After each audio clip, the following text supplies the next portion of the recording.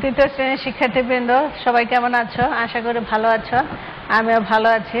আমি আজকে তোমাদের গুণ অঙ্ক করাবো। চলো আমরা বোর্ডে দেখি সেখানে কি অঙ্ক আছে। চলো বোর্ডে যাই, দেখি বোর্ডে কি অঙ্ক আছে। এখানে দেখো 1 নম্বরে আছে 4টি বক্সের প্রতিটিতে 8টি করে চকলেট আছে, সেখানে কতগুলো চকলেট আছে। এখানে কি বলেছে? 4টি বক্সের প্রতিটিতে, তার মানে একটিতে 4টি বক্সের একটিতে কয়টি চকলেট আছে? 8টি। তাহলে সেখানে কতগুলো চকলেট হবে? আমরা অঙ্ক করি। দেখো আমরা লিখি একটি বক্সে চকলেট আছে কয়টি? 8টি। তাহলে 4টি বক্সে চকলেট থাকবে 8 গুণন 4টি সমান কত হয়? 4 8 32টি। উত্তর 32টি। আরেকবার একটু দেখো, এখানে বলছে 4টি বক্সের প্রতিটিতে 8টি করে চকলেট আছে, সেখানে কতগুলো চকলেট আছে। আমরা লিখলাম একটি বক্সে চকলেট আছে কয়টি? 8টি। আমাদের কয়টি বক্স ছিল? 4টি। তাহলে 4টি বক্সে চকলেট আছে 8 গুণন 4 সমান 32টি। উত্তর 32টি। এবার আমরা 2 নম্বর অঙ্কটা করে দেখব।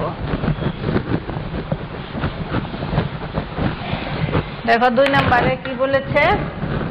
একটি শ্রেণীকক্ষে প্রতিটি দলে 8 জন করে শিক্ষার্থী আছে। যদি 6টি দল থাকে তবে সেখানে কতজন শিক্ষার্থী থাকবে?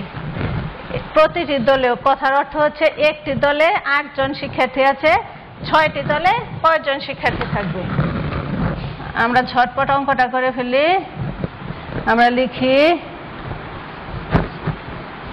একটি দলে শিক্ষার্থী আছে কয়জন? 8 জন। আর আমাদের দল আছে কয়টি? 6টি। তাহলে 6টি দলে শিক্ষার্থী আছে 8 গুণন 6 জন সমান কত হয়? 6 8 48 জন। উত্তর 48 জন। ঠিক আছে। আরেকবার একটু দেখো অঙ্কটা। একটি শ্রেণীকক্ষে প্রতিটি দলে 8 জন করে শিক্ষার্থী আছে। যদি 6টি দল থাকে তবে সেখানে কতজন শিক্ষার্থী থাকবে? আমরা কি লিখলাম? একটি দলে শিক্ষার্থী আছে 8 জন, 6টি দলে শিক্ষার্থী আছে 8 গুণন 6 সমান 6 8 কত হয়? 6 8 48। উত্তর 48 জন। ঠিক আছে, তোমাদের আজকের SW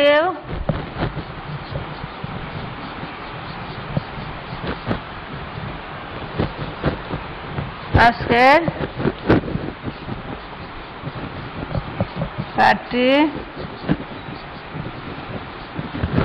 ভালোভাবে শিখা ও লেখা।